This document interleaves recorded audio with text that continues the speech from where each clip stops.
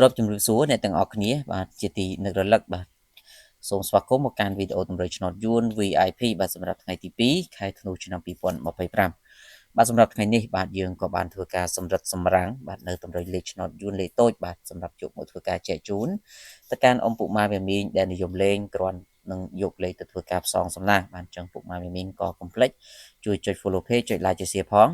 បាទដើម្បីទទួលបាននូវលាភសំណាងបាទទទួលបាននូវវីដេអូថ្មីៗមុនគេជារៀងរាល់ថ្ងៃផងដែរអញ្ចឹងបងប្អូនយើងត្រៀមប៊ីត្រៀមក្រដាសម្នាក់មួយសន្លឹកទៅដើម្បីយើងនឹងធ្វើការកត់ចំណាំយកលេខទៅធ្វើការផ្សងសំណាងចំពោះតម្រុយដែលខ្ញុំបាទនឹងធ្វើការចែកជូនទៅកាន់បងប្អូនសម្រាប់ម៉ោង10កន្លះបាទចំពោះខ្ទង់អូគឺសូមបងប្អូនទាំងអស់គ្នាសូមធ្វើការអូខ្ទង់8និងអូខ្ទង់6បាទចំពោះខ្ទង់6នេះយើងបុកគឺយើងបុក64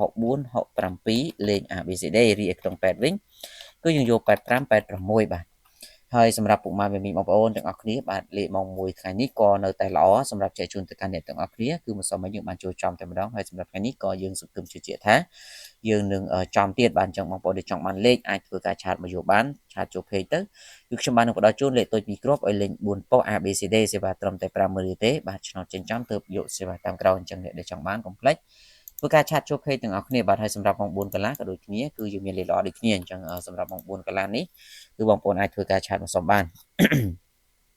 សម្រាប់ម៉ោង6វិញបាទចំពោះខ្ទង់អូយើងអូខ្ទង់30និងខ្ទង់0ចំពោះខ្ទង់0យើងយក08 09បាទហើយចំណែកខ្ទង់30វិញ